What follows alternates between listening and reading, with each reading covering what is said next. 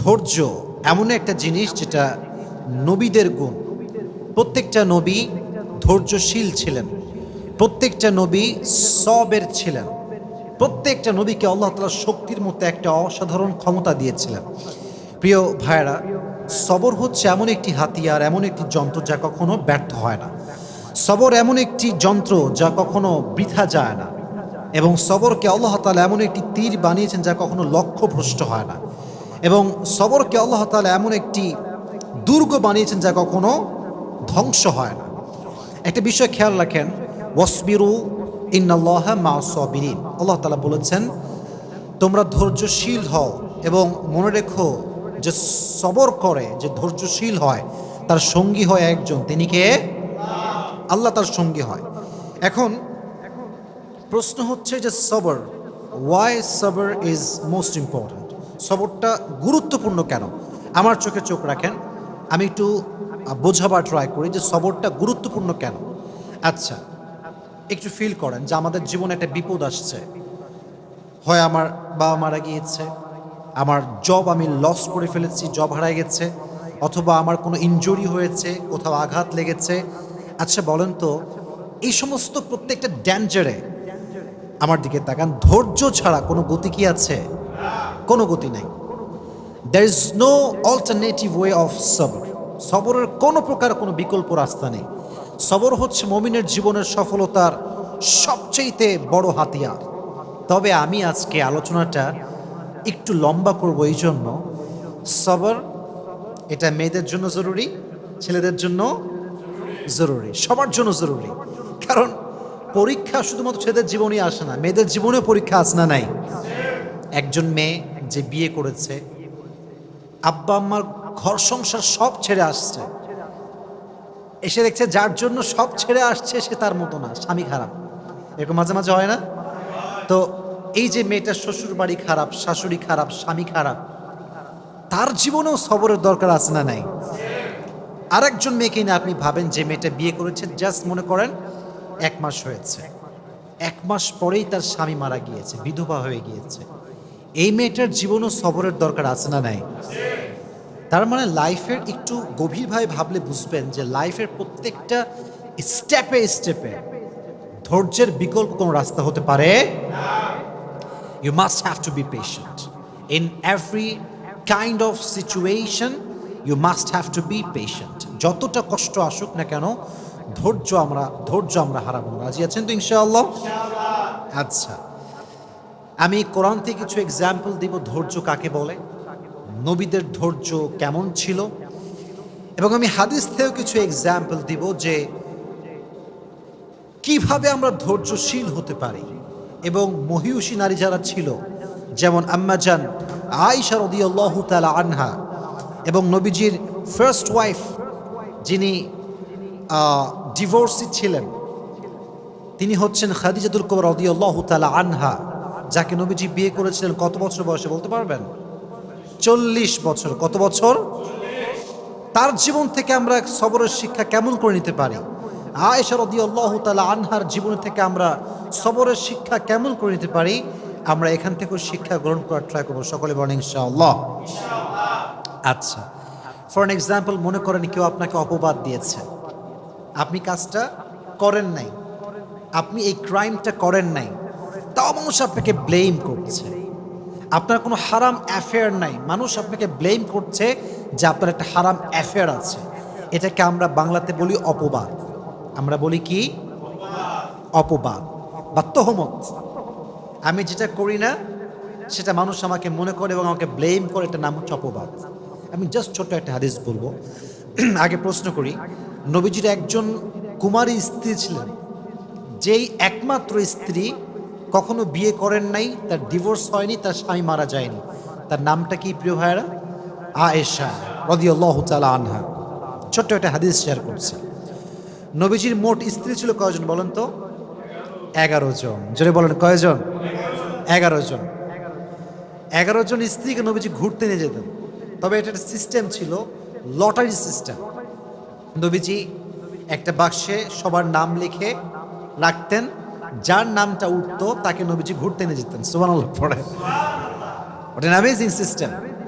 যার নাম উঠতো তাকে নবীজি নিয়ে ঘুরতে যেতেন। তো একবার নবীজি লটারি করলেন, একটু মনোযোগ দিয়ে শুনতে হবে। লটারি করার পরে আম্মা জানা আয়েশা রাদিয়াল্লাহু তাআলা আনহার নামটা লটারিতে উঠল, নবীজি ঘুরতে নিয়ে গেলেন। এটা একটু লম্বা স্টোরি, বাট আপনাকে মনোযোগ দিয়ে শুনতে হবে, কারণ এখানে একটা অনেক বড় সবরের শিক্ষা আছে। সেই যুগে ঘুরতে যাওয়া হতো মেয়েদেরকে নিয়ে, ওয়াইফদেরকে নিয়ে। এটাকে বলা হতো হাউদাজ, আমরা বলি এটাকে পালকি। আগের যুগে বিয়ে হতো কিসে করে? পালকিতে করে। হাউদাজ এটাকে আমরা আরবিতে বলি পালকি। পালকিতে চড়ে বিয়ে হতো, হতো না? আগের যুগে এটা সিস্টেম ছিল। তো তখনকার যুগে এভাবে পালকিতে চড়ে ঘুরতে নিয়ে যাওয়া হতো। তো আম্মা জান আয়েশা রাদিয়াল্লাহু তাআলা আনহাকে পালকিতে চড়ে নিয়ে যাওয়া হচ্ছে ঘোরার জন্য। তো যখন কাম ব্যাক করবে বাসার দিকে, এক্স্যাক্টলি ওই সময় এসে আম্মা জান আয়েশা রাদিয়াল্লাহু তাআলা আনহার প্রকৃতির চাপে তিনি প্রকৃতির ডাকে সাড়া দেওয়ার জন্য বের হন, মানে পালকি থেকে নামেন। যেটা হয় সেটা হচ্ছে পালকি থেকে নামার পরে উনি একটু দূরে যান প্রকৃতির ডাকে সাড়া দেওয়ার জন্য। এখন মজার বিষয় হচ্ছে আম্মা জান আয়েশা রাদিয়াল্লাহু তাআলা আনহা ছিলেন, she was slim, she was not fat. উনি খুব চিকন ছিলেন, মোটা ছিলেন না, চিকন ছিলেন। চিকন মানুষ কোথাও উঠলেও বোঝা যায় না, নামলেও বোঝা যায় না, কারণ সে স্লিম বডি বিলং করে। মোটারা কোথাও উঠলে দেখবেন মাঝে মাঝে মোটারা রিকশায় উঠলে রিকশার জায়গায় থাকে না বসা। তো এটা হচ্ছে বডির ডিফারেন্স। তো কি হলো, উনি যখন প্রকৃতিটাকে সাড়া দেওয়ার জন্য গেছেন, যেই সাহাবি পালকিটা টানছিল, পালকিটা নিয়ে যাচ্ছিল, ওই সাহাবি বোঝে নাই যে আসলেই আম্মা জান আয়েশা উঠেছেন নাকি উঠেন নাই। যেহেতু উনি স্লিম ছিলেন, উঠলেও যা, না উঠলেও উনি নিয়ে চলে আসছে। আম্মা জান আয়েশা রাদিয়াল্লাহু তাআলা আনহা যখন প্রকৃতির ডাকে সাড়া দিয়ে ফিরে আসেন, দেখছেন পালকি নাই। পালকি কোথায়? পালকি আর নাই, পালকি চলে গিয়েছে, কারণ সে ভেবেছে এখানে আয়েশা রাদিয়াল্লাহু তাআলা আনহা আছেন। তো উনি যখন ফিরে আসলেন, দেখলেন পালকি নেই, তখন উনি খুব সবরের সাথে অপেক্ষা করলেন। যখন দেখলেন অপেক্ষা করেও আসছে না, তখন তিনি কি করলেন জানেন? সুন্দর করে মরুভূমিতে শুয়ে পড়লেন চাদর মুড়ি দিয়ে। চাদর মুড়ি দিয়ে শুয়ে পড়লেন।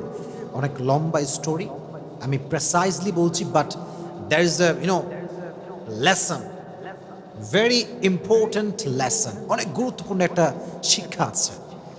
তো যখন নবীজি দেখলেন যে আয়েশা নেই রাদিয়াল্লাহু তাআলা আনহা, উনি একজন সাহাবীকে লস্ট অ্যান্ড ফাউন্ডের দায়িত্ব দিয়েছিলেন, যে কে হারাচ্ছে, কে সফরে আছে, কে নেই, এটা খোঁজাখুঁজির জন্য। যেমন যদি আপনারা কখনো পিকনিকে যান, দেখবেন যে একজন লোক থাকে যে মাইক নিয়ে ডাকে, অমুকে আসছে কিনা, অমুকে বাসে উঠেছে কিনা। এরকম পিকনিকে হয় কি হয় না? হয়। ডাকে, কোথায় কে আছো, কে মিসিং আছো, বের হয়ে আসো। তো যেই সাহাবীকে নবীজি দায়িত্ব দিয়েছিলেন তার নাম হচ্ছে আব্দুল্লাহ ইবনে মুআত্তাল। আব্দুল্লাহ ইবনে মুআত্তাল রাদিয়াল্লাহু তাআলা আনহু। উনি এবার আয়েশা রাদিয়াল্লাহু তাআলা আনহাকে খোঁজা শুরু করলেন। খুঁজতে খুঁজতে তিনি দেখতে পেলেন আয়েশা রাদিয়াল্লাহু তাআলা আনহা মরুভূমির মাঝখানে চাদর মুড়ি দিয়ে শুয়ে আছেন। উনি বুঝতে পারেন এটাই আয়েশা রাদিয়াল্লাহু তাআলা আনহা। উনি ডাকলেন না, গিয়ে কথা বললেন না, চুপচাপ দাঁড়িয়ে থাকলেন। যখন আয়েশা টের পেল যে এখানে কেউ এসেছে আমাকে নেওয়ার জন্য, উনি চলে আসলেন। এবার তাকে নিয়ে সে ফিরে আসলো নবীজির কাছে। কিন্তু যেহেতু সফরে সবাই ফিরে গিয়েছে বাসাতে, আর সর্বশেষ আব্দুল্লাহ ইবনে মুআত্তাল আম্মা জান আয়েশাকে নিয়ে ফিরে এসেছেন, মুনাফিকদের সর্দার আব্দুল্লাহ ইবনে সালুল সুযোগ পেয়ে গেল। কি সুযোগ? এবার সে ব্লেম শুরু করলো যে আয়েশার সঙ্গে এই সাহাবীর একটা জেনার সম্পর্ক আছে। সকলে বলেন নাউজুবিল্লাহ। পৃথিবীর সবচাইতে সতীত্ববান নারীর উপরে জেনার ব্লেম, কত বড় মারাত্মক জঘন্য অপরাধের ব্লেম। আপনি চিন্তা করতে পারেন কার ব্যাপারে? আপনার ব্যাপারে নয়, আমার ব্যাপারে নয়, সবচেয়ে সতীত্ববান নারী আয়েশা রাদিয়াল্লাহু তাআলা আনহার ব্যাপারে ব্লেম করা হলো যে সে এই সাহাবীর সঙ্গে ওই মরুভূমি থেকে আসার সময় খারাপ কাজ করেছে, অন্যায় করেছে, জেনা করেছে। কিন্তু বিষয়টা আয়েশা জানতেন না যে আমার বিষয়ে এই ব্লেমটা করা হয়েছে। কিন্তু উনি ফিল করলেন যে প্রিয় নবীজি আমাকে আগে যেমন আদর করতেন এখন আর তেমন আদর করেন না, আগে যেমন ভালোবাসতেন এখন তেমন আর ভালোবাসেন না। এটা তিনি ফিল করতে শুরু করেন, but she had no idea যে আমাকে এরকম একটা ব্লেম করা হয়েছে। তো একটা সময় গিয়ে আয়েশা রাদিয়াল্লাহু তাআলা আনহা বাবার বাসায় আসলেন। বাবার বাসায় যখন আসছে তখন আশেপাশের লোক বলতে শুরু করছে, আয়েশা তোমার নামে তো এরকম গুজব ছড়ানো হচ্ছে, তুমি নাকি অমুক সাহাবীর সঙ্গে এই সম্পর্ক করেছিলা সফর থেকে ফিরে আসার সময়। এটা শুনে আয়েশা রাদিয়াল্লাহু তাআলা আনহা just she was shocked and thunder. এটা কেমন কথা, কত বড় মিথ্যা অপবাদ আমার উপরে। কিন্তু দেখেন, পৃথিবীর নির্মম বাস্তবতা হচ্ছে কষ্টে পড়লে বোঝা যায় যে কে আপন কে পর। কষ্ট বিপদ হচ্ছে এমন একটা জিনিস যেটা মানুষকে চিনিয়ে দেয় যে কে আমার আপন কে আমার পর। আমার যখন খুব কষ্ট আসে, খুব বিপদ আসে, আমার একদিক থেকে খুব ভালো লাগে যে আমি আমার আপন মানুষ চিনছি। এবং যখন আমি চিনে ফেলি তখন আমি বলি যে ভাই বিপদ তো আসবে আর যাবে, কিন্তু আমি তো আপনাকে চিনে ফেললাম যে আপনি কোন ক্যাটাগরির লোক, এটা আমার বোঝা হয়ে গেল। তো আম্মা জান আয়েশা দেখলেন যে সবাই তার বিপক্ষে, কেউ তার পক্ষপাতী করে না। ইভেন সর্বশেষ, অনেক লম্বা স্টোরি, আমি জাস্ট প্রেসাইজলি বলছি, সর্বশেষ নবীজি আম্মা জান আয়েশার কাছে আসলেন, এসে বলেন, আয়েশা তুমি যদি সত্যি এই অন্যায় করে থাকো আল্লাহর কাছে মাফ করো, আল্লাহর কাছে মাফ চাও, আল্লাহ তোমাকে মাফ করে দিবে। এই কথা শুনে আয়েশা রাদিয়াল্লাহু তাআলা আনহা আকাশ থেকে পড়েছে, নবী হে, শেষমেশ আপনিও আমাকে এই কথা বলছেন, আপনিও এই রুমরে বিশ্বাস করেছেন, আপনিও এই গুজবে বিশ্বাস করেছেন? অপেক্ষা করেন, আল্লাহ আমার জন্য আছে। সুবহানাল্লাহ পড়েন। উনি চাইলে বলতে পারতেন যে আমি আর সংসার করব না, আমি আর এই সমাজে থাকবো না, আমি গলায় ফাঁসি নিব, আমি সুইসাইড করব, যেটা আমরা সাধারণ মানুষরা বলি। উনি একটুও কমপ্লেইন করেন নাই, জাস্ট কষ্ট পেয়েছেন, সবর করেছেন। আল্লাহ তাআলা আয়েশা রাদিয়াল্লাহু তাআলা আনহার চরিত্রকে সুন্দর প্রমাণ করার জন্য, উনি যে কোনো অন্যায় করেন না এটা প্রমাণ করবার জন্য আল্লাহ নিজে কোরআনের আয়াত নাজিল করে দিয়েছে। সুবহানাল্লাহ পড়া। আল্লাহ নিজে আয়াত নাজিল করে ব্যাখ্যা দিয়েছেন যে আমার প্রিয় বান্দি আয়েশা কোনো অপরাধী নয়, সে কোনো জুলুম করে নাই, সে কোনো জেনা করে নাই, ব্যভিচার করে নাই। তাহলে বোঝা গেল যে ব্যক্তি সবর করে, ধৈর্য ধারণ করে, মানুষের দেওয়া মিথ্যা অপবাদ একদিন স্পষ্ট হয়ে যায় যে সে সব মিথ্যা ছিল, ঠিক কিনা বলেন? একসময় প্রমাণ হয়ে যায়। মনে রাখবেন, সময় এমন একটা জিনিস, সময়ে মানুষকে জবাব দেয়, সময় মানুষকে উত্তর দেয় যে সে মানুষটা আসলে কেমন। আপনাকে যদি কেউ ভুল বুঝে ব্যাখ্যা দিবেন না, just wait for the right time. সময়ের অপেক্ষা করেন। সময় হচ্ছে এমন একটা জিনিস, এমন একটা কাঁটা, এটা ঘোরে আর কে কেমন এটা সত্যতা বলে দেয়, ঠিক কিনা বলেন? Wait for the right time, সঠিক সময় অপেক্ষা করেন। তাহলে আয়েশা রাদিয়াল্লাহু তাআলা আনহাকে ব্লেম করা হয়েছে, এবার আমাকে জবাব দেন, উনি কি ধৈর্যহীন ছিলেন না ধৈর্যশীল ছিলেন? She was patient. In every kind of situation, she was patient. ধৈর্যশীল ছিলেন। ফলে কি হয়েছে? আল্লাহ নিজে আয়াত নাজিল করেছেন কার ব্যাপারে? যেহেতু আয়েশা সবর করেছে তার ব্যাপারে কোরআনে আয়াত নাজিল করেছে। একজন আওয়াজ দিয়ে বলেন, তিনি কে? ইন্নাল্লাযীনা জাউ বিল ইফকি উসবাতুম মিনকুম লা তাহসাবুহু শাররাল লাকুম বাল হুয়া খায়রুল লাকুম লিকুল্লি ইমরিইম মিনহুম মাকতাসাবা মিনাল ইসম ওয়াল্লাযী তাওয়াল্লা কিবরাহু মিনহুম লাহু আযাবুন আলীম। আল্লাহ বলছেন, নবী হে, কাফেরদের মাঝ থেকে কিছু গোষ্ঠী আপনার কাছে এসেছে আয়েশার ব্যাপারে মিথ্যা তথ্য দেওয়ার জন্য, অপবাদ দেওয়ার জন্য। বাট মাথায় রাখবেন, মানুষ যদি খারাপ করতে চায় আর আল্লাহ যদি বান্দার ভালো চায়, বান্দির ভালো চায়, পৃথিবীর কোনো অপশক্তি বান্দার ক্ষতি করতে পারবে? আমি আল্লাহ আযাব দিব তাদেরকে যারা মিথ্যা অপবাদ দিয়েছে। অতএব আয়েশাকে আল্লাহ তাআলা নিষ্কলুষ প্রমাণ করলেন, চরিত্রবান প্রমাণ করলেন। তিনি যে সতীত্ববান একজন নারী, তার যে সতীত্ব সুন্দর, পুত পবিত্রা, সে আল্লাহ নিজে কোরআনে আয়াত নাজিল করে দিয়েছে। সুবহানাল্লাহ পড়া। তাহলে এখান থেকে বোঝা গেল কেউ ব্লেম করলে, অপবাদ করলে সবরের পরিচয় দেওয়ার দরকারটা আছে না নাই? আচ্ছা, আরেকটা হাদিস থেকে বলি, আমি আগেই প্রশ্ন করেছিলাম, আমি আবার রিপিট করছি। নবীজির ফার্স্ট ওয়াইফ কে ছিল? প্রথম বউ খাদিজাতুল কুবরা রাদিয়াল্লাহু তাআলা আনহা। বলেন নাম ছিল কি? আরো জোরে বলেন, নাম ছিল কি? খাদিজা রাদিয়াল্লাহু তাআলা আনহা। আমি খুবই শর্টকাটে কথাটা বলতে চাই, কারণ আমাকে অনেকগুলো আয়াত বলতে হবে, নবীর জীবন থেকে কিছু এক্সাম্পল দেওয়া লাগবে, তাই আমি এগুলো লম্বা করতে চাচ্ছি না। মনে রাখবেন, জীবনের কেউ হারিয়ে যাওয়া, এটা হারিয়ে যাওয়া নয়, এটা রবের পক্ষ থেকে পেগাম যে তোমার জন্য এর চাইতে বেটার অপশন আছে। সুবহানাল্লাহ পড়েন। একটু ভাবেন, হাদিস থেকে বলি, যখন খাদিজা রাদিয়াল্লাহু তাআলা আনহা বিয়ে করলেন, প্রথম হাজব্যান্ড, খুব সুন্দর সংসার, খুব সুন্দর জীবন। খাদিজা ভাবতে শুরু করেছিলেন যে এর মতো উত্তম জীবন সঙ্গী আমার জীবন আর কেউ আসতেই পারে না। He is the best person that I have ever seen in my life. এর চাইতে বেটার অপশন কে হতে পারে? হঠাৎ করে সে মারা গেল। প্রথম হাজব্যান্ড জাস্ট শেষ, মুহূর্তেই শেষ। যখন মারা গেল প্রথম হাজব্যান্ড, খাদিজাতুল কুবরা রাদিয়াল্লাহু তাআলা আনহা ভেঙে পড়লেন। সবর হারায়নি। ভেঙে যাওয়া মানে সবর হারানো নয়।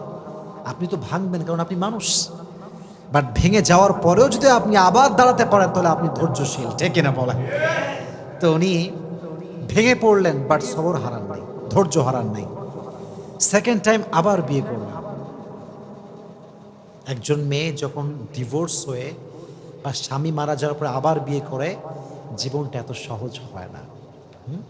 যে নারী তার সমস্ত অস্তিত্ব একজন পুরুষকে বিলীন করে দেয়, সে নারী সেকেন্ড টাইম অন্য কোনো পুরুষের সঙ্গে বসা, তাকে ধরতে দেওয়া, তার সঙ্গে কোনো ফিজিক্যাল টাচ নারীটা সহ্য করতে পারে না, কারণ সে প্রথম পুরুষে আসক্ত। সিস্টেমেটিক্যাল ওয়েটা এমনই হয়ে গেছে। কোনো মেয়ে যদি বিয়ে করে তার ফার্স্ট হাজব্যান্ড, যে সে তার প্রতি আজীবন দুর্বল থাকে, কারণ তার প্রথম টাচটা সে তাকে করেছে, হালাল টাচ যেটাকে আমি বলি। তো নারীদের এটা অনেক বেশি কষ্ট হয়, সাফার করে নারীরা। মনে রাখবেন, স্পর্শ নারীর জন্য বেশি সেন্সিটিভ পুরুষের চাইতে, কারণ পুরুষের যেই ভার্জিনিটি, এটা নারীর চাইতে বেশি দামি নয়। আল্লাহ নারীর সতীত্বকে যে সম্মান দিয়েছে, সে সম্মান পৃথিবীর কিছুকে আল্লাহ তাআলা দেয়নি। সুবহানাল্লাহ পড়ায়। এই জন্য নারী যখন ডিভোর্সি হয়ে যায়, তখন নারী অন্য কোনো পুরুষকে সহজে অ্যাকসেপ্ট করতে পারে না, খুব কষ্ট হয়। ওই প্রথম স্মৃতিগুলো বারবার চোখের সামনে ভেসে ওঠে। কথা ঠিক কিনা বলেন? তো ফার্স্ট বিয়ে, স্বামী মারা গেছে। সেকেন্ড টাইম খাদিজার আব্বাজান অনেক বড়, he was the biggest business magnate, অনেক বড় ব্যবসায়ী ছিলেন। বুঝিয়ে শুনিয়ে সুন্দর একজন যুবকের সঙ্গে আবার বিয়ে দেন, এবং এই সংসারটা একটু লম্বা হয়, এবং সেখানে বাচ্চাও আসে, ছেলে সন্তান হয়। সুবহানাল্লাহ পড়া। বিয়ের পরে স্বামীর ভালোবাসা একটা আদর, এটা একটা ভালোবাসার পয়েন্ট। আবার যদি সেই স্বামীর ঘরে সন্তান আসে, ওখানে আরো ভালোবাসা আছে না নাই? আবার মারা গেল, সেকেন্ড স্বামীও মারা গেল। এইভাবে যখন স্বামী মরতে শুরু করেছে, খাদিজা রাদিয়াল্লাহু তাআলা আনহা ফাইনালি ডিসাইড করলেন যে I will never ever get married again, এটাই লাস্ট, আর বিয়ে করব না। জীবনে যাই হোক আমি সবর করব এবং আমি স্থির থাকবো, আমি আর বিয়ে করব না। তিনি ভেবেছিলেন ফার্স্ট অপশনের চাইতে সেকেন্ড অপশন বেটার হবে না। আবার যখন সেকেন্ড জনকে পেয়ে গিয়েছেন, তিনি যখন মারা গিয়েছেন, ভেবেছেন যে পৃথিবীতে আর কোনো এর চাইতে ভালো হতে পারে না। কিন্তু কেউ না জানলেও সত্য জানে একজন, তিনি কে? ধৈর্যশীল ছিলেন, সবর করেছেন, নিয়ত করেছেন বিয়ে করব না, বাট সবর ছিল কি ছিল না? রেজাল্ট কি হয়েছে? রেজাল্ট দেখেন, ব্যবসা করেছেন, গরিব মানুষদেরকে সহযোগিতা করেছেন, নিজেকে কাজে ব্যস্ত রেখেছেন, বিজনেস সামলেছেন। আল্লাহ তাআলা সবরের বিনিময় হিসেবে, ধৈর্যের বিনিময় হিসেবে শেষ নবীকে তার প্রথম স্বামী হিসেবে কবুল করেছে। সুবহানাল্লাহ। এটা হচ্ছে সবরের রেজাল্ট। মানে আমার কাছে এই হাদিসটা the best example, the best example. এর কারণ এই যে জেনারেশন আমরা আছি, এখানে কারোর জীবন থেকে কেউ হারায় গেলে তারে আর খুঁজেই পাওয়া যায় না। সে গাঁজা খায়, মদ খায়, তার জীবন যৌবন শেষ হয়ে যায়। মাথায় রাখবেন, কেউ চলে যাওয়ার অর্থ হচ্ছে সে চলে যায় নাই, তাকে আল্লাহ নিয়ে গেছে। আর আল্লাহ যদি কাউকে নিয়ে যায়, আল্লাহর মেসেজ হচ্ছে এইটা যে আমি ওরে নিছি, এর মানে হচ্ছে আমি তোকে এর চাইতে বেশি উত্তম দান করবো। সুবহানাল্লাহ পড়েন। তাহলে বোঝা গেল, প্রিয় মানুষ মারা যাক, হারিয়ে যাক, চলে যাক কোথাও অজানা জায়গায়, কোনো সমস্যা নেই। আমি তো সবর করেছি, আমি তো ধৈর্যশীল বান্দা। আমাকে পরীক্ষা নিচ্ছে একজন এবং এর ফলাফল দিবে একজন। আওয়াজ দিয়ে বলেন তিনি কে? So every kind of situation, in every kind of situation you must have to be patient. প্রত্যেকটা অবস্থানে আমরা ধৈর্যশীল হব। রাজি আছেন তো ইনশাআল্লাহ? আল্লাহ সবাইকে ধৈর্যশীল হওয়ার তৌফিক দান করুন। সকলে পড়া আমিন। এবার আসেন কিছু নবীদের এক্সাম্পল দেই যারা ধৈর্যের পরিচয় দিয়েছেন। আমি একটু পরীক্ষা করি আপনাদের সবাইকে, দেখি আপনারা কতটুকু ক্যাচ করতে পারেন, গ্যাস করতে পারেন। একজন নবী ছিলেন যে নবীর পুরো শরীরে পোকা ধরে গিয়েছিল, পুরো শরীরটা পোকা খেয়ে শেষ করতে যাচ্ছিল। নবীর নামটা কি ছিল? আইয়ুব আলাইহিস সালাতু ওয়াস সালাম। দীর্ঘ 12 বছর পোকা তার শরীরে ভর করেছিল। আমাদের একটু অসুখ হইলে আমরা বলি যে আয় রে মানুষ, আল্লাহ মনে হয় মানুষ পায় না, আমি একাই মনে হয় দুনিয়াতে, পৃথিবীতে মনে হয় আর কোনো মানুষই নাই, আল্লাহ খালি আমারই পায়, আমি কি দুনিয়াতে একা, আর কেউ কি নাই? 12 বছর সহ্য করেছে। পোকা উঠতে উঠতে যখন জিহবায় এসেছে, তখন আইয়ুব মুখ খুলেছে। ওয়াইয়ুবা ইয নাদা রাব্বাহু আন্নী মাসানিয়াল দুররু ওয়া আনতা আরহামুর রাহিমিন। দোয়া করার একটা সিস্টেম আছে। আমি জুমার লেকচারে বলেছিলাম, দোয়ার একটা কোয়ালিটি আছে, চাওয়ার মাঝে একটা গুণ আছে। দেখেন, উনি বলেন নাই যে আল্লাহ তুমি আমাকে এই রোগ কেন দিলা, ঠিক করে দাও, বলেন নাই। আন্নী মাসানিয়াল দুররু ওয়া আনতা আরহামুর রাহিমিন। আল্লাহ আমি তো বিপদে আছি, তুমি তো রহমান। কথার ভাঁজ দেখেন। আমি আমার আব্বাকে বলছি, আব্বা আমি সকাল থেকে খাই নাই, খাবার কিন্তু চাই নাই, আমি না খেয়েছি আর তুমি আমার আব্বা, এটা বললেই না, আব্বা বুঝে যাবে যে আমার ছেলের এখন খাবার দরকার। আইয়ুব আলাইহিস সালাতু ওয়াস সালাম হি নেভার কমপ্লেইনড। উনি বলেছেন আল্লাহ আমি কষ্টের ভেতরে আছি আর তুমি তো রহমান, আর রহমান তো কারো কষ্ট সহ্য করতে পারে। কখন বলেছেন? যখন এই পোকা উঠতে উঠতে তার জিহবায় চলে এসেছে। আল্লাহকে বলছে আল্লাহ পুরো শরীরটা আমার খেয়ে ফেলুক, কিন্তু যে জিহবা দিয়ে আমি তোমার জিকির করি সেটা যদি পোকা নষ্ট করে ফেলে, আমি তো তোমাকে আর ডাকতে পারবো না, তুমি আমাকে রহম করো, তুমি আমাকে রহম করো। এই সবর যে করেছে, আল্লাহ তাআলা ডাকার সঙ্গে সঙ্গে তার সমস্ত রোগকে ধূলিসাৎ করে তাকে আল্লাহ তাআলা শিফায়ে আজলা কামিলা দান করে দিয়েছে। সুবহানাল্লাহ। তাহলে বোঝা গেল রোগ বালাই হচ্ছে ব্লেসিং, মার্সি, বারাকা ইন ইউর লাইফ। যদি মুমিনের কোথাও কোনো কাঁটাও ঢুকে যায়, এই যে আমরা কষ্ট পাই কাঁটা ঢুকলে, আল্লাহ কতটা দয়াময় দেখেন। কাঁটা ঢুকলেও আল্লাহ তাআলা বান্দার আমল নামার থেকে যে গুনাহ আছে এটাকে ঝরিয়ে দেয়। সুবহানাল্লাহ পড়া। তাহলে বোঝা গেল আজ থেকে অসুখ হলে আমরা ধৈর্য ধারণ করব। রাজি আছেন তো ইনশাআল্লাহ? আর একটা এক্সাম্পল দেই সবরের। একজন নবী, আমি আবারও আপনাদেরকে প্রশ্নে ফেলছি, গ্যাস করতে হবে আপনাদের সবাইকে যে আমি কার নাম বলতে যাচ্ছি। একজন নবী যাকে মাছ খেয়ে ফেলেছিল, মাছের পেটে তিনি দীর্ঘদিন ছিলেন, তার নাম কি ছিল? ইউনুস। ইউনুস আলাইহিস সালাতু ওয়াস সালাম। নাম ছিল কি? ইউনুস আলাইহিস সালাতু ওয়াস সালাম। মাছের পেটে দীর্ঘদিন ছিলেন, আল্লাহর কাছে কমপ্লেন করেন না, অভিযোগ করেন নাই, ধৈর্যহীন হন নাই। মাছের পেট থেকে আল্লাহকে ডাক দিয়েছেন, আল্লাহ আমি বিপদে পড়েছি, তুমি আমাকে সাহায্য করো, আমার কোনো কমপ্লেন নাই, অভিযোগ নাই, আমি ধৈর্যহীন হয়ে যাই নাই। দোয়া করার সঙ্গে সঙ্গে আল্লাহ তাআলা মাছকে আদেশ করেছে, মাছ মুখ খুলে একটা বমি করার মতো একটা অ্যাক্ট করেছে। আল্লাহ তাআলা ইউনুসকে এই অ্যাক্টের মাধ্যমে, এই বমির একটা ধরনের মাধ্যমে মাছের পেট থেকে জীবিত উদ্ধার করে বের করে নিয়ে আসছে। সুবহানাল্লাহ। তাহলে বোঝা গেল বিপদে পড়লে আপনাকে দোয়া করতে হবে, আল্লাহ আমারই পাইলো, দুনিয়াতে আর কেউ নাই, আমি মনে হয় একা, আল্লাহ কি পাইলা আমার তুমি। এটা ধৈর্যহীন হওয়ার পরিচয়।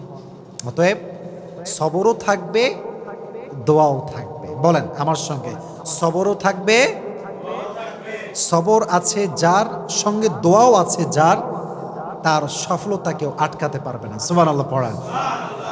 আর একটা এক্সাম্পল দেয়, নবীর নাম গ্যাস করতে হবে আমাদের সবাইকে। একজন নবী যাকে আল্লাহ তাআলা ৮০ বছর পরে একটা সন্তান দিয়েছিলেন, সে নবীর নাম কি? ইব্রাহিম আলাইহিস সালাতু ওয়াস সালাম। নামটা কি? ইব্রাহিম আলাইহিস সালাতু ওয়াস সালাম। সন্তানের নাম কিছু বলতে পারবেন? ইসমাঈল। নাম কি ছিল? ইসমাঈল আলাইহিস সালাতু ওয়াস সালাম।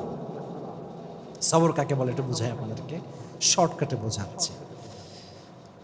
৮০ বছর পরে একটা ছেলে হয়েছে, আল্লাহ অর্ডার করেছে যাও মাকে এবং ছেলেকে একদম মরুর প্রান্তে রেখে আসবে, যেখানে জনমানবহীন একটা জায়গা, মানুষ নাই, লোক নাই, জন নাই, রেখে আসো যাও। অর্ডার করতে দেরি, রেখে চলে আসছে সেই মরুভূমির মতো একটা জায়গায়। তো যখন চলে যাবে, বিবি হাজার চাইলে বলতে পারতেন যে আপনি কেমন স্বামী যে আমার মতো একজন অবলা নারীকে তার সন্তান সহ এক বিশাল মরুপ্রান্তে, মরুভূমিতে, জনমানবহীন একটা জায়গায় রেখে যাচ্ছেন, আপনি কেমন স্বামী? She never complained. She never ever complained like that. বলেইনি কিছু। কি বলেছে আমি জাস্ট রিপিট করছি বাংলাতে সারাংশ। বিবি হাজার বলছে, হে ইব্রাহিম, এটা যদি আল্লাহর অর্ডার হয় যে আমাকে তুই মরুর প্রান্তে রেখে যাবা, জনমানবহীন জায়গা রেখে যাবা, যেখানে খাবার নাই, দাবার নাই, পানি নাই, তবে শুনে রেখো আমিও এটা বিশ্বাস করি যে আমার আল্লাহ আমাকে মরুর প্রান্তরে না খাওয়াই মারবে না। সুবহানাল্লাহ পড়ায়। তুমি যদি আমাকে রেখে খুশি হও, আমি এখানে থেকে খুশি আছি। ধৈর্য ধারণ করেছে। ফলে কি হয়েছে চিন্তা করেন, একটু ভেবে দেখেন, এই যে মক্কা, এত দাম কাবার, কাবার গিলাফের দাম, কাবার চত্বরে এত দাম, এই কাবার পাশে যিনি অবস্থান করেছিলেন, যে নারীর কারণে এত সম্মান, যে নারীর ছেলের কারণে জমজমের কুয়ার পানি আমরা পেয়েছি, তার নাম হচ্ছে বিবি হাজার। সুবহানাল্লাহ পড়েন। ধৈর্য, শুধুমাত্র ধৈর্য। এবার আরেকটু বুঝাই, এত ধৈর্য, এত পরীক্ষা। আল্লাহ বলল, ইব্রাহিম যাও সন্তানের কাছে। ৮০ বছর পরে সন্তান পাইছে, আদরও করতে পারে নাই, নিজের কাছেও রাখতে পারে না, রেখে আসছে মরুর প্রান্তরে। এবার আসছে আব্বা, ছেলে এদিকে আসো। কি হয়েছে আব্বা? বলছে আমি স্বপ্নে দেখেছি তোমাকে আমি জবাই করছি, এটা আমার আল্লাহর আদেশ। তুমি কি বলছো? ফাংদুর মাযা তারা, what's your opinion about on this matter? তুমি কি বলছো বলো। ইসমাইল চাইলে বলতে পারতো, আব্বা আপনি কেমন জালেম, জন্মের সঙ্গে সঙ্গে আমাকে আপনি আদর না করে রেখেছেন মরুর প্রান্তরে, আর আজ আপনি এসেছেন খবর না নিয়ে জবাই করার জন্য। এটা বলে নাই। বলছে আব্বা আপনি যা মন চাই করেন, সাতাজিদুনি ইনশাআল্লাহু মিনাস সাবিরিন, আমি ধৈর্যশীলদের পরিচয় দিব। সুবহানাল্লাহ পড়েন। আহা কি সুন্দর ঘটনা, কি সুন্দর সবরের পরিচয়। এবং এই যে সবর তারা করেছে, যখন আপনারা সবাই জানেন, you all know the story, যখন জবাই করতে যাবে আল্লাহ তাআলা দুম্বাকে পাঠিয়ে দিয়েছেন। আর এই যে আমাদের স্যাক্রিফাইস আমরা শিখলাম, এখান থেকে বোঝা যায় যে যত বেশি স্যাক্রিফাইস করে সে বান্দা আল্লাহ তত বেশি প্রিয় হয়ে যায়। সুবহানাল্লাহ পড়ায়। এজন্য ইব্রাহিম নবী থেকে, ইসমাইল থেকে এবং বিবি হাজার থেকে, সবার থেকে আলাইহিমুস সালাতু ওয়াস সালাম, তাদের থেকে আমাদের সবরের একটা শিক্ষা নেওয়ার দরকারটা আছে না নাই?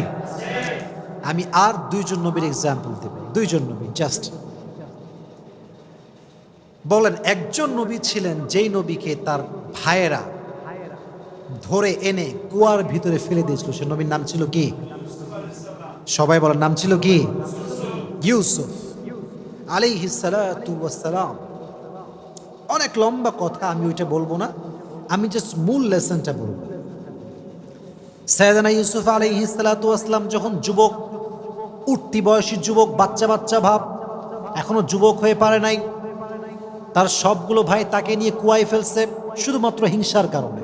কিসের কারণে? হিংসা। কুয়ার ভেতরে ফেলে সাইয়েদনা ইউসুফ আলাইহিস সালাতু ওয়াস সালাম একটা জামা নিয়ে আসছে। তার বাবার নাম ছিল ইয়াকুব। ডাক দিয়ে বলছে, হে আমার বাবা, সব ছেলেরা আসছে, আব্বা জান দেখেন ইউসুফকে বাঘে খেয়ে ফেলেছে, আর এই হচ্ছে ইউসুফের জামা। যদি আমার সন্তান আমার থেকে হারিয়ে যায় আমি তো অস্থির হয়ে যাব, দৌড়াবো চতুর্দিকে, কত অভিযোগ করব আমি, কত নাশুকরি করব আমি আল্লাহর কাছে।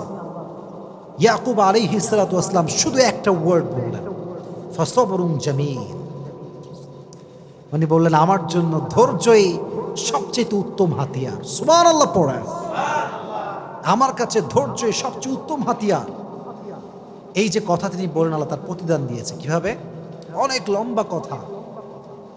এই যে কুয়াতে ফেলা হলো ইউসুফকে ধ্বংস করার জন্য, এই কুয়াতে ইংরেজিতে বলা হয় কুয়াকে ট্যানেল।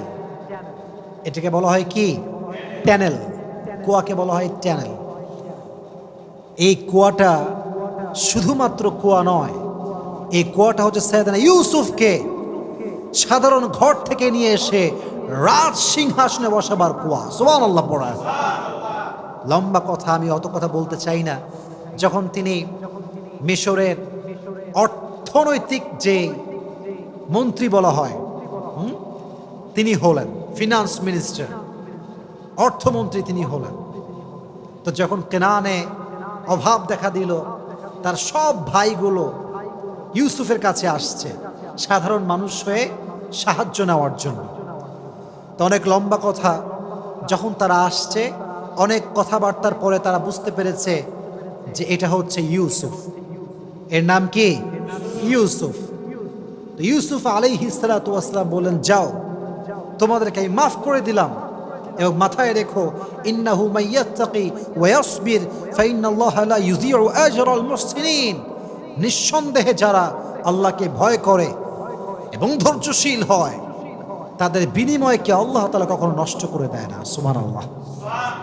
এবার তিনি সৈন্য নিয়ে, উট নিয়ে, ঘোড়া নিয়ে, ভাইকে নিয়ে ঘোড়ার পিঠে উঠে জাঁকজমকভাবে সবাইকে নিয়ে এসে তার বাবার সঙ্গে, যিনি বলেছিলেন ফাসবরুন জামিল, আমার জন্য ধৈর্যই সবচেয়ে বেশি শ্রেয়, সবচেয়ে বেশি সেরা, এই ধৈর্যের বিনিময়ে আল্লাহ তাআলা ইয়াকুবকে, সাইয়েদনা ইয়াকুবকে তার সন্তান ইউসুফ ফিরিয়ে দিয়েছে। সুবহানাল্লাহ পড়েন।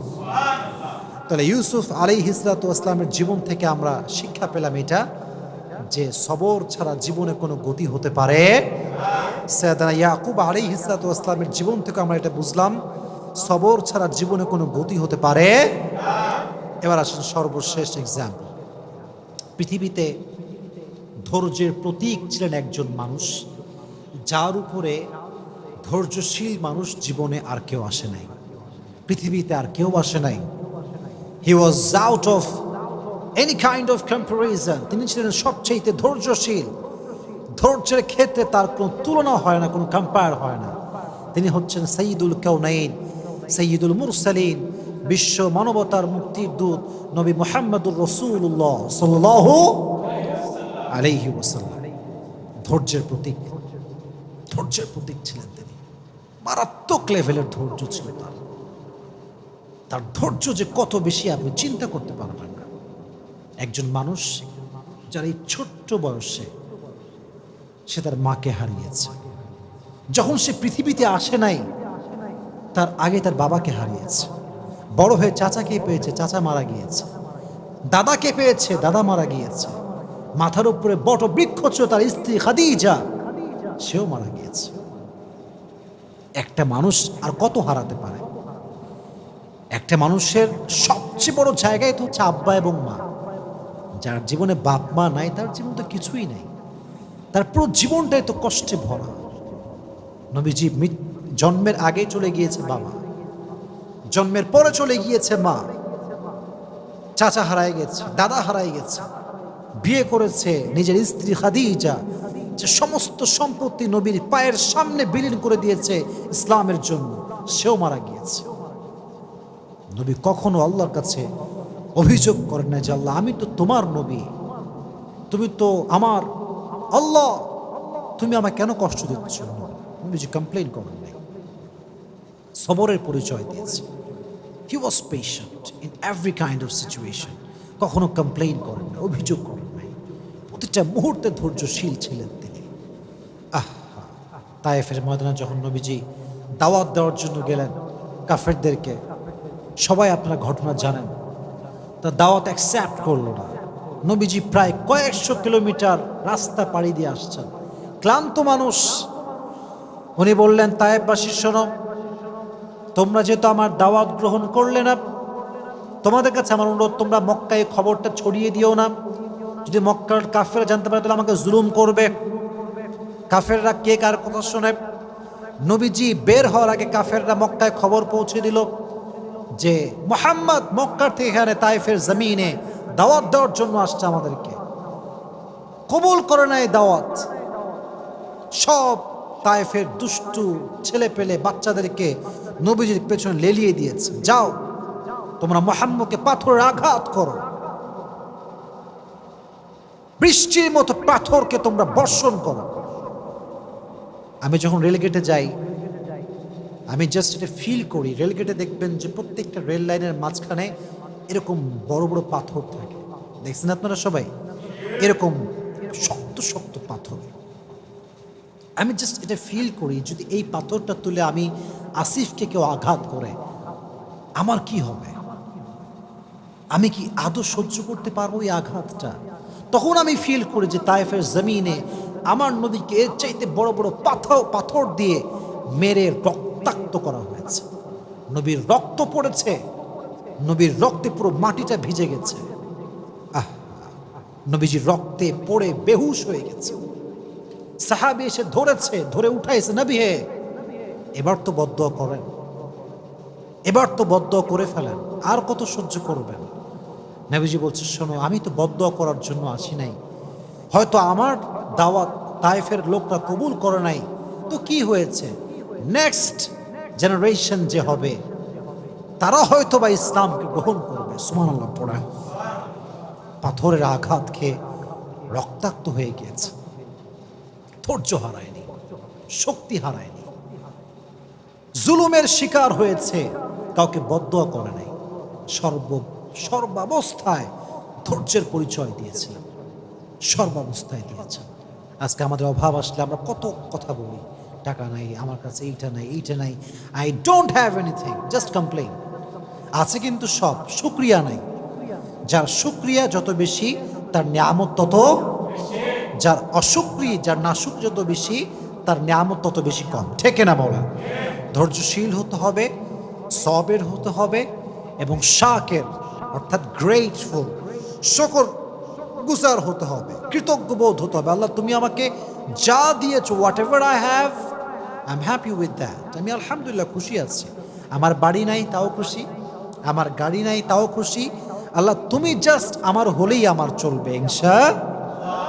তাহলে বোঝা গেল প্রত্যেকটা নবীর থেকে, যেমন আমরা শুনেছি আইয়ুব আলাইহিস সালাতু ওয়াস সালামের কথা, আমরা শুনেছি ইউনুস আলাইহিস সালাতু ওয়াস সালামের কথা, আমরা শুনেছি ইব্রাহিম আলাইহিস সালাতু ওয়াস সালামের কথা, আমরা শুনেছি ইয়াকুব আলাইহিস সালাতু ওয়াস সালামের কথা, আমরা শুনেছি ইসমাঈল আলাইহিস সালাতু ওয়াস সালামের কথা, আমরা শুনেছি ইউসুফ আলাইহিস সালাতু ওয়াস সালামের কথা, আমরা শুনেছি নবীর কথা, শেষ নবীর কথা। এর দ্বারা বোঝা গেল যে ধৈর্যশীল আমরা আজ থেকে আর হব না। হব কি হব না? আল্লাহ সবাইকে ধৈর্যশীল হওয়ার তৌফিক দান করুক, সকলে পড়া আমিন। আর বিশেষ করে আমি একটা কথা বলে শেষ করতে চাই আমার বোনদের জন্য, specially for my sisters, those who R listening me from YouTube or Facebook, this is my humble request for everyone. যদি বিয়ের পরে দেখেন আপনার স্বামী খারাপ, তাহলে আগেই অভিযোগ করেন না, আগেই ডিভোর্স নিয়ে ভাইবেন না। Divorce is just far away, बहुत दूर की बात है। पहले ट्राई करो, पहले कन्विंस करो, पहले एडजस्ट करो, फिर उसके बारे में सोचना। আমরা আগেই ডিভোর্স দিয়ে ভাবি যে তালাক দিলেই মনে সমাধান। না, কে বলছে আপনার সমাধান? আপনি মনে করতেছেন আমার বোন যেই স্বামী বাদ দিলে আরেকটা স্বামী খুব ভালো হবে, কে বলছে আপনার? গ্যারান্টি আছে আপনার কাছে? ছেলেরা প্রথমে খুব ভালো মনে হয় দেখলে, ফেরেশতা, কনফার্ম জান্নাতি লেভেলের একটা, পরে গিয়ে যে কি বদমাইশ হয় এটা আপনি কল্পনা করতে পারবেন না। এই জন্য যেই স্বামী আপনার কাছে আছে ওকে একটু কনভিন্স করেন, ওর সঙ্গে অ্যাডজাস্ট করার ট্রাই করেন। You have to give your best, you have to try your best, you have to give the best effort. যতটুকু পারা যায় ট্রাই করেন বানানোর জন্য, ভালোবাসা দিয়ে, আদর দিয়ে, যত্ন দিয়ে, আব্বা আম্মাকে দিয়ে, মুরব্বিকে দিয়ে তাই কনভিন্স করেন। মাথায় রাখবেন, নারীর ডিভোর্স হয়ে গেলে তার সম্মান কমে যায়, তার স্ট্যাটাস লো হয়ে যায়। যতই আপনি ওয়াজ করেন, যতই আমি ওয়াজ করি, দিন শেষে সত্য সত্য, রিয়েলিটি ইজ রিয়েলিটি। এখানে কোনো প্রকার কোনো কথা চলবে না। এই জন্য বন্ধুকে বলবো, বোনেরা, যদি সাংসারিক জীবনে সুখী হতে চান, there is no alternative way of সবর। সবর যার আছে বেশি, তার সংসার তত টিকে বেশি। আমার সঙ্গে রিপিট করেন, রিপিট আফটার মি। যেই মেয়ের সবর যত বেশি, তার সংসার টিকে তত। আপনি দেখবেন অনেক সময় বিয়ের 2 দিন পরে ডিভোর্স, এরকম ঘটনা বাংলাদেশে আছে না নাই? মানে বিয়ে করে গেল, জাস্ট শুনলাম 2 দিন পরে ডিভোর্স। ভাই, হোয়াট হ্যাপেন্ড? ডিভোর্স আপনার সঙ্গে হতে পারে, আমার সঙ্গেও হতে পারে। It can happen with anyone, but the fact is, are you really patient? আপনি কি ধৈর্যশীল কিনা? That is the fact. আমি ধৈর্যশীল হলাম না এবং আমার ডিভোর্স হলো, আপনি অধিকার রাখেন আমাকে ব্লেম করার, যে আপনার মতো ফালতু লোক দুনিয়াতে কেউ নাই। কিন্তু আমি যদি পেশেন্ট হই, আমি যদি আমার ওয়াইফের সঙ্গে অ্যাডজাস্ট করে চলি, সব কিছুর পরে যদি আমি ব্যর্থ হই, তাহলে আপনি আমাকে ব্লেম করতে পারবেন না। আর হ্যাঁ, সর্বশেষ কথা, যদি কোনো মেয়ে দেখে যে না, কোনোভাবেই অ্যাডজাস্ট হচ্ছে না, শ্বশুর ভালো না, শাশুড়ি ভালো না, স্বামী ভালো না, no one is good person in my family, কাউরে ভালো লাগে না, কেউ আমাকে বোঝে না, আমি যদি এখানে আর একদিন থাকি আমার জীবনটা জাহান্নাম হয়ে যাবে, তখন কোরআন বলছে ঠিক আছে, বের হয়ে আসো। যেটা আমি আগেও বলেছি, বের হয়ে আসো, জীবনকে সুন্দর করো, তাকে তার মতো থাকতে দাও, তুমি তোমার মতো জীবনকে গুছিয়ে নাও। তাহলে বুঝে গেল, you have to try your best first. আগে সর্বোচ্চ ট্রাই করেন, না পারলে তখন দেখা যাবে। তবে সবর হচ্ছে পৃথিবীতে সুখে থাকার সবচেয়ে বড় মাধ্যম। আল্লাহ আমাদের প্রত্যেকটা ভাইকে, প্রত্যেকটা বোনকে সবরের মতো একটা শক্তিশালী গুণকে অর্জন করে চলার তৌফিক দান করুন। আমিন। ওয়া আখির দাওয়ানা আলহামদুলিল্লাহি রাব্বিল আলামিন।